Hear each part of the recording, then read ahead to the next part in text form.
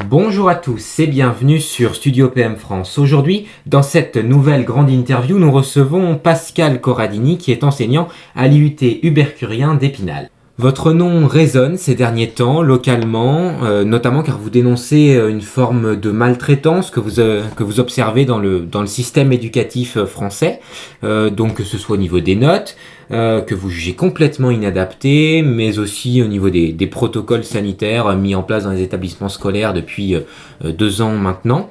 Et ce n'est pas tout, nous allons le voir, le découvrir dans cette interview. Alors tout d'abord, le 2 février, vous avez été convoqué par la direction des ressources humaines de l'Université de Lorraine. On vous reproche alors de ne pas avoir porté le masque et en fait d'avoir laissé le choix à vos élèves de faire de même, tout simplement. Alors est-ce que vous pouvez nous expliquer un peu l'historique de cette convocation, finalement ? Effectivement, le 2 février, j'ai été accusé de méconduite pour ne pas avoir porté le masque à l'occasion d'une soutenance de projet avec mes étudiants de 2e année, le 16 décembre. Ouais. Et j'ai choisi de ne pas porter le masque à distance de mes collègues, alors que mes étudiants qui présentaient leur projet avaient le masque, mes collègues avaient le masque. Et donc voilà, j'ai choisi de faire ça. En même temps, ce que je faisais, c'est que je ne portais pas le masque en cours, en demandant leur accord à tous mes étudiants. C'est-à-dire que dans un premier temps, je leur demandais déjà s'ils étaient d'accord pour que je ne porte pas le masque, et après je leur laissais la liberté, si leurs camarades étaient évidemment d'accord. C'était toujours sous la forme d'un accord avec eux. C'est ça, et avec le principe d'être à distance, parce que quand on fait cours à distance, quand je faisais des travaux pratiques, là en revanche je remettais le masque, quand je me déplaçais dans l'IUT, j'avais toujours le masque, donc je respectais les règles dans toutes les autres situations, si je puis dire. Voilà. D'accord. Et donc, vous avez été convoqué le 2 février. Alors, comment ça s'est passé finalement ? Ça s'est passé de façon cordiale. Il y avait 2 personnes pour m'écouter. Ouais. Et donc, je me suis expliqué dans le sens que je ne supportais pas personnellement de faire cours avec le masque. Ouais. Et puis, je n'étais pas du tout persuadé de l'utilité du masque, voire même le contraire, qu'il était nuisible. Et est-ce que vous avez la sensation d'avoir été entendu ? Du moins écouté. J'ai été écouté, mais pas entendu, pas pris en compte. En fait, c'était pas entendable par l'institution. Voilà. Et du coup, c'est ça que je reproche, c'est-à-dire cette rigidité en fait de l'institution. Oui, parce qu'en réalité, ça fait déjà depuis des années que vous êtes un peu en désaccord avec la manière dont on enseigne en France, et notamment, on me disait autour des notes, des notes qu'on donne aux élèves. Et vous l'avez observé, parfois elles les font souffrir, ça peut les décourager. Et vous trouvez aussi, vous l'avez dit, que les notes sont infantilisantes. Alors, est-ce que vous pouvez nous développer un peu cette pensée ? Oui, bien sûr. En fait, c'est une série d'événements au cours de ma carrière. Je suis en fin de carrière, je suis en retraite dans 1 an et demi. D'accord. Et en fait, depuis le début de ma carrière, de toute façon, j'ai observé des souffrances de certains étudiants, pas forcément de tous, liées aux notes. Et puis, en fait, je me rends compte que quelque part, c'était lié aussi à ma propre perception en tant qu'élève. Et si je suis devenu enseignant, c'est peut-être pas anodin non plus. Donc, du coup, j'avais vraiment quelque chose à revisiter avec cette question de la notation. Et puis en fait, on se rend compte aussi que je me suis rendu compte que j'étais pas tout seul à penser ça. Et donc vous avez essayé de nouvelles méthodes, des méthodes un peu alternatives d'enseigner ? Tout à fait. Alors ça fait très longtemps en fait, de façon plus ou moins inconsciente, depuis le début de ma carrière, je teste autrement, j'essaie autrement. Mais avec une confiance qui s'est accrue tout au long de ma carrière, avec des résultats d'expérience, des observations. Vous avez observé des choses ? J'ai observé des choses, En fait, aujourd'hui, pour résumer, ce que je pourrais dire, c'est que si on rend ces séquences pédagogiques vivantes, on permet d'apprendre bien plus facilement. Vivante, ça veut dire quoi ? Ça veut dire créer un espace où les étudiants peuvent évoluer, peuvent choisir ce qu'ils souhaitent le plus faire, qui est en cohérence avec évidemment la formation, avec le métier qu'ils préparent, etc. Mais en tout cas, je me suis rendu compte que ce caractère, ce respect donc de l'étudiant au travers de ce qu'il a envie de faire et du temps qu'il lui faut pour le faire et pour le comprendre apprendre. Parce que nos étudiants, ce ne sont pas tous les mêmes, et c'est le gros défaut de l'institution. Oui, en fait, ce que vous défendez, on le voit bien, c'est aussi un enseignement plus adapté à l'élève, plus proche de l'élève. C'est ça. Et c'est ce que vous essayez de créer avec vos élèves aussi, bien, complètement. Un peu plus de proximité. Bien sûr. Ouais. Ce qu'on pourrait appeler un enseignement individualisé, quoi. En fait, on doit les prendre en compte individuellement. Je me suis rendu compte que c'est ça qu'il y avait à faire, et c'est ce que j'ai fait. Les 10 années, mes 10 dernières années de carrière, j'ai de plus en plus individualisé mes enseignements. Donc j'ai créé des travaux pratiques, des exercices, des confrontations aussi, par rapport aussi au milieu professionnel. Donc j'ai fait travailler mes étudiants. Pour le caractère vivant, il est aussi par rapport au fait qu'on fait travailler un étudiant en contrainte avec une exigence professionnelle. Donc du coup, on rend beaucoup plus vivant, et l'étudiant se projette beaucoup mieux vers son avenir, pour son avenir. Oui, bien sûr. Alors justement, vous êtes enseignant dans le public, mais vous êtes aussi défenseur vraiment de la liberté pédagogique. Et je suis allé regarder un petit peu sur votre page Facebook, et j'ai vu que vous aviez apporté votre soutien aux familles qui combattent le récent projet de loi visant à finalement bafouer le droit à l'instruction en famille. C'est ça. Et est-ce que vous pensez que c'est très important, cette instruction en famille, que c'est un choix important pour une instruction finalement au plus près de l'enfant, et est-ce que vous pensez que c'est un droit fondamental dans ce pays ? Oui, c'est un droit fondamental. Qui doit être sauvegardé. Bien entendu, il n'y a pas que l'école. Et il y a même plusieurs penseurs, comme par exemple Ivan Illich, qui ont déclaré qu'on pouvait avoir une société sans école. Mais ce n'est pas qu'une déclaration, c'est une réalité. On voit bien que... et puis, il y a une petite phrase que j'aime bien, c'est que chez les Africains disent souvent, il faut tout un village pour éduquer un enfant. Bon, tout est dit, quoi. Donc, d'une part, ça peut être dans une école... en rendant vivant et interactif, riche, diversifié l'école, ou ça peut être en dehors de l'école, en rendant riche, diversifié le milieu dans lequel l'enfant évolue, dans sa famille ou dans des familles. Je dirais que quelque part, c'est pas forcément au sein d'une famille, ça peut être au sein de collectifs de personnes, de parents et autres, qui quelque part interagissent avec l'enfant. C'est intéressant comme vision aussi de l'instruction de manière générale. C'est ça. Alors on va s'intéresser un peu plus à l'homme que vous êtes et aux valeurs qui vous animent. Alors vous avez été le président de l'association Épinal en transition. Effectivement. Donc cette association, je le rappelle pour les gens peut-être qui ne connaissent pas, elle met en place des actions qui permettent de passer finalement d'un mode de vie dépendant du pétrole à une société énergétiquement plus autonome et résiliente, globalement à l'échelle locale. Alors vous, est-ce que vous pensez que la vraie écologie, elle doit partir du peuple et elle doit se mettre en place vraiment localement ?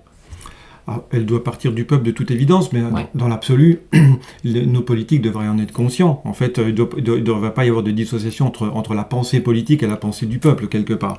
Mais disons que moi, j'ai un souci pour l'écologie depuis que j'ai 20 ans. Je mange bio depuis que j'ai 20 ans.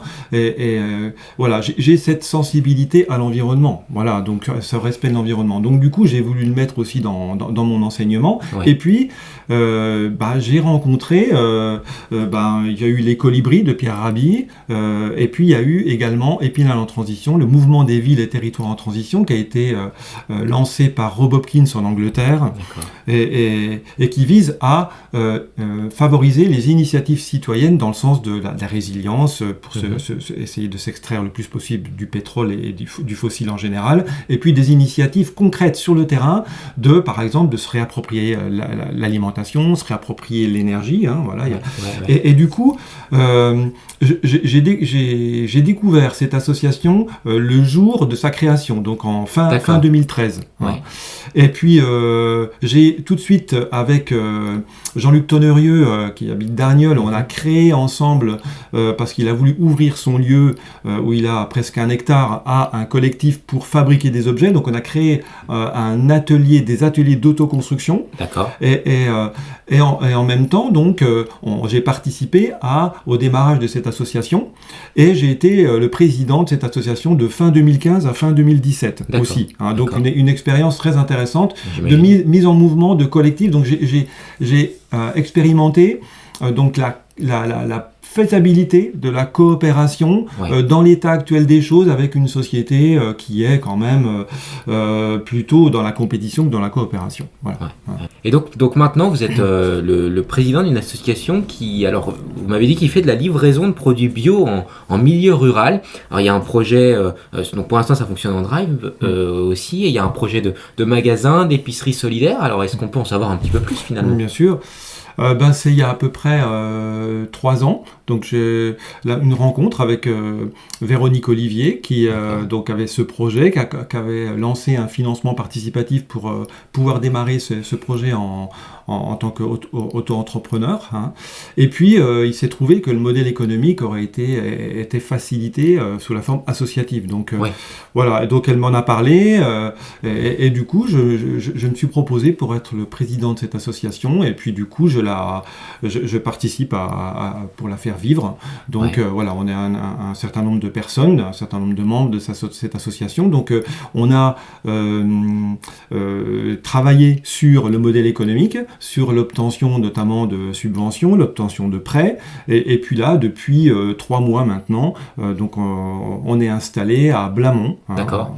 Et donc voilà, ça démarre et avec la perspective de livrer à domicile des produits bio, donc en milieu rural. Mais dans un premier temps, on est en drive, et puis c'est un magasin aussi, donc du coup de légumes, de produits secs comme des lentilles, des produits secs bio, de la farine, du pain, etc. D'accord. Et donc ça, vous êtes en train vraiment d'essayer de le développer. C'est ça. Alors juste pour revenir un petit peu à vous, alors vous allez être convoqué en commission disciplinaire, alors bon ça casse un peu l'ambiance, mais vous allez être convoqué le 13 mai, c'est ça ? C'est ça, le 13 mai. Annoncé. Le vendredi 13. En plus, le vendredi 13. J'espère que ça vous portera chance, parce qu'il faut le dire quand même, vous risquez un blâme, un avertissement, voire carrément une exclusion. Oui, c'est tout à fait. Une exclusion sur une durée, une certaine durée, ou une exclusion définitive. Donc voilà, je risque aussi un licenciement pour, par exemple, incompétence. J'ai appris que, par exemple, si je n'acceptais pas d'attribuer une note chiffrée, je risquais d'être licencié pour incompétence professionnelle. Parce que vous aviez mis 20 à tous vos élèves à un moment. J'ai mis 20 à tous mes étudiants. Alors, j'avais déjà en 2016 fait une initiative où je m'étais prononcé dans l'amphi de l'IUT à l'occasion de remise de diplôme. Et là, j'étais directeur des études à l'époque d'une licence professionnelle. Et je me suis exprimé en dénonçant les notes et qu'elles étaient vraiment pas, que c'était pas vraiment du tout, j'étais pas du tout adapté en fait pour favoriser un apprentissage de bonne qualité. Donc du coup, je dénonçais le fait qu'on encourage la compétition au détriment de la coopération et que quelque part ce jour-là, il y avait des premiers qui recevaient des cadeaux, d'autres qui n'en recevaient pas. Donc vous voyez, ça va vraiment loin, quoi. Tout ça, c'est très insidieux. Et au niveau de la confiance en soi et de la discrimination, on peut parler de discrimination, c'était quelque chose qui depuis plusieurs années me posait problème. Et là, quand j'ai vu que ce jour-là, il y avait monsieur le maire d'Épinal, il y avait d'autres personnes du conseil départemental, je me suis dit, allez Pascal, tu prends ton courage à deux mains et t'y vas. Et puis depuis ce jour-là, il s'est passé quelque chose parce que j'ai fait énormément d'expériences pédagogiques. Justement, si c'était à refaire, si votre carrière était à refaire, qu'est-ce que vous feriez de différent finalement, avec le recul aujourd'hui ? Qu'est-ce que je ferais de différent ? Disons qu'en fait, j'aurais réagi beaucoup plus vigoureusement il y a peut-être 20 ans, lorsque je me suis trouvé à l'IUT, et même avant, lorsque je me suis trouvé en lycée, entre 90 et 95 au lycée Mendès France d'Épinal. J'aurais réagi beaucoup plus vigoureusement et je n'avais pas le niveau de confiance en moi que j'ai aujourd'hui. J'ai dénoncé par exemple, très régulièrement, la problématique donc des clôtures, ce que j'appellerais disciplinaires. Voilà, le cloisonnement des disciplines, c'est redoutable pour empêcher d'apprendre. Et du coup, j'ai dénoncé le fait qu'on ne mettait pas en place au sein du système ce qu'il fallait pour faire vivre donc l'apprentissage au travers de projets. Donc la pédagogie par projet. Donc c'est la pédagogie par projet que j'ai toujours valorisée, demandée. Et là, je pense que je la demanderai avec beaucoup plus de vigueur. Voilà. Mais après, je suis aussi rentré dans le système, j'ai été directeur des études pendant 15 ans, j'ai toujours été très actif au niveau de la comment dire, des postes donc à responsabilité au sein de l'IUT. Mais en fait, c'était pour moi un moyen de faire changer le système, mais en fait... je me suis rendu compte que j'avais une marge de manœuvre très limitée, et aujourd'hui, même si effectivement j'avais réagi de façon plus vigoureuse dans le cadre de ma responsabilité, en fait ça aurait créé des clashs et j'aurais dû arrêter. Donc quelque part, qu'est-ce que j'aurais pu faire de plus, agir plus vigoureusement, c'était au bout du compte quitter l'enseignement quelque part plus vite. Ça aurait occasionné un départ plus rapide.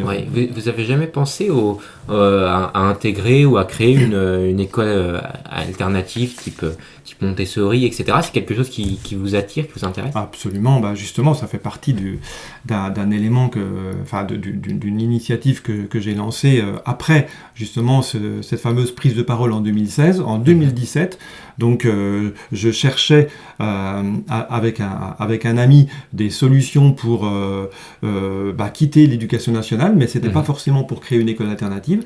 Puis au bout d'un an de recherche, d'activités économiques qu'on aurait pu entreprendre, en fait on est tombé sur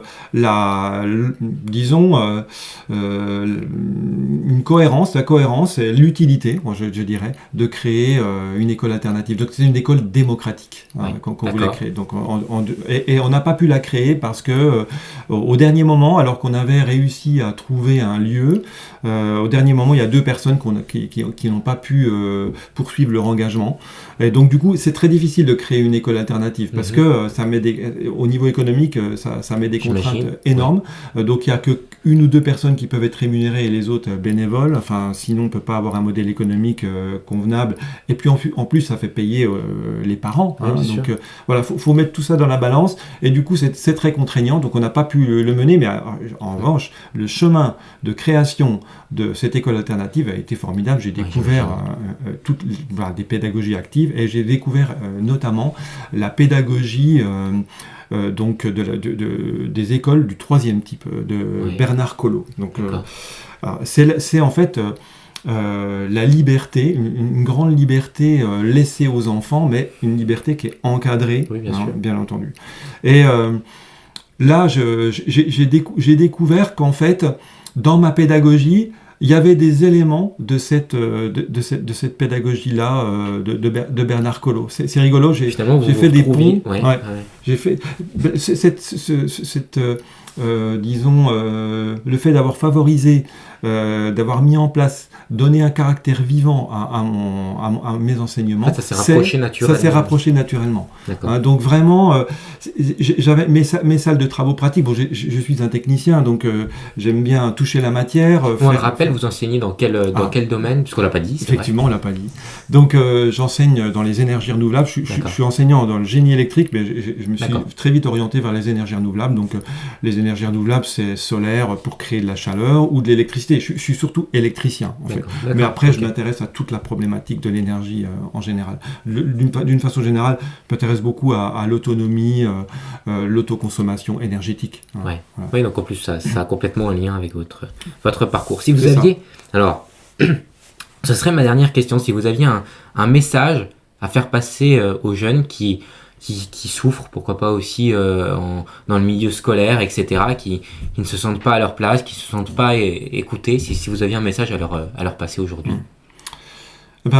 Si j'avais un message à leur faire passer, ce serait d'essayer d'aller dans leur ressenti, de se faire confiance dans leur ressenti par rapport à ce qui est déformé du système et par rapport du coup à ce dont ils souffrent, par rapport à la déformation du système. Donc du coup, je les invite à regarder ça, à considérer cela et à identifier, chercher puisque c'est bien ça, le cœur du changement, c'est faut découvrir, faut expérimenter, donc à avoir toutes les expériences qu'on observe aujourd'hui et qui permettent de sortir de ce système ou qui vont favoriser son changement aussi. Donc du coup, voilà, chacun a cette responsabilité-là, et du coup, avec ce processus, là, on voit la vie totalement positivement, parce qu'on est dans un changement, ce qu'on appelle un changement de paradigme, c'est ce que Bernard Collot, dans son école du troisième type, revendique, c'est un changement de paradigme. Donc du coup, même si on a l'impression qu'on est bloqué aujourd'hui, qu'il n'y a pas d'avenir, si, en fait, c'est une opportunité. Voilà, de voir ce moment particulier, et peut-être qu'ils peuvent considérer qu'on leur prépare pas bien leur avenir. Effectivement, c'est les adultes qui doivent leur préparer leur avenir, mais les adultes, ils seront là pour les accompagner. Mais à la limite, et en tout cas, ce qu'ils ont à faire, c'est à revendiquer de pouvoir expérimenter et de revendiquer de pouvoir parler aussi, pouvoir parler de ce qu'ils ressentent. Ouais, mais je vois que vous ouvrez la porte à encore... On pourrait en parler pendant des heures. Exactement. Et je pense qu'on aura l'occasion de reparler de nouveau sur cette chaîne YouTube sous la forme de... Alors, ce que j'ai envie de dire aussi, quand même, pour terminer, c'est que il faut qu'ils aient confiance dans le fait qu'ils trouveront des enseignants et des personnes bienveillantes qui les accompagneront. Il y en aura toujours. Donc, en fait, je me rends compte que moi, en tant qu'adulte, c'est ce que je fais, c'est de l'accompagnement. Et de l'accompagnement bienveillant, en laissant l'étudiant aller chercher ses propres ressources et qu'ils se fassent confiance dans les ressources qu'ils ont, qu'ils expérimentent qu'ils en ont et qu'ils aillent chercher des personnes bonnes pour elles, et qu'ils se fassent aider par ces personnes. Je pense que c'est un beau message qu'on peut leur adresser aujourd'hui. Merci beaucoup en tout cas, Pascal. Merci Pierre. Bon courage pour le 13 mai. Peut-être qu'on aura l'occasion de suivre l'évolution aussi sur la chaîne YouTube. Moi je suis très confiant. Et puis j'ai présenté récemment un congé pour projet pédagogique ou justement pour éventuellement faire évoluer l'institution. Donc je suis aussi dans une démarche positive, toujours proposer autrement. Poser un constat, mais proposer aussi des solutions. Dénoncer, s'opposer et proposer. Toujours. Voilà. Merci beaucoup Pascal. Merci Pierre. Merci beaucoup Pierre. J'étais très heureux. Merci aussi à vous d'avoir regardé cette émission sur Studio PM France. Si elle vous a plu, n'hésitez pas à la partager, à la relayer sur les réseaux sociaux. Et quant à nous, à très bientôt pour une nouvelle émission. Merci à tous.